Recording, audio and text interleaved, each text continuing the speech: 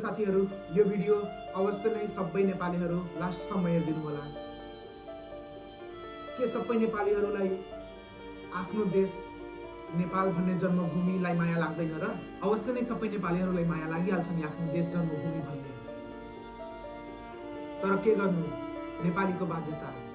आफूले शिक्षित भए पनि, 12 क्लास पढे पनि, ब्याचलर पढे पनि उनीहरू नेपालमै बसेर आफ्नो क्यापासिटीको जागिर नपाएर नेपालमा बसेर के काम? विदेश त आउनै पर्छ, घर परिवार हेर्न छ,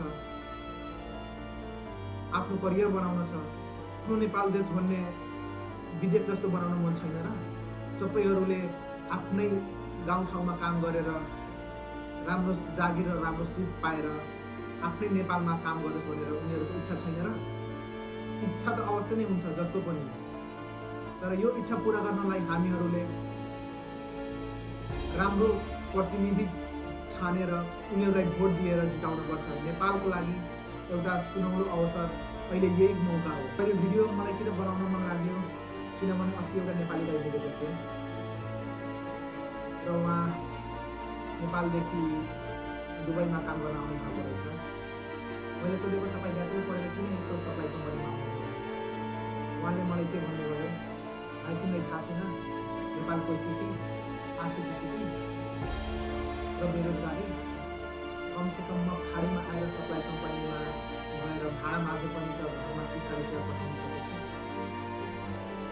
घरकाले त भन्न सकेको छैन ब्याचलर पढेर केही गरेन र नेपालबाट इन्टरभ्यू दिएँ, राम्रो काम पाउँछु भनेर दुबई आएँ, सप्लाई कम्पनीमा काम पाएँ, भाडा माग्नु पनि पैसा आइराखेको छ। देश बनाउने टाइम आइसकेको छ, अब युवाहरूको हातमा छ।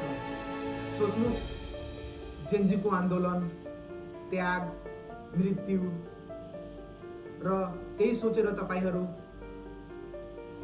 असल मान्छेलाई भोट दिनुहोस्, अवश्य नै नेपाल बन्नेछ।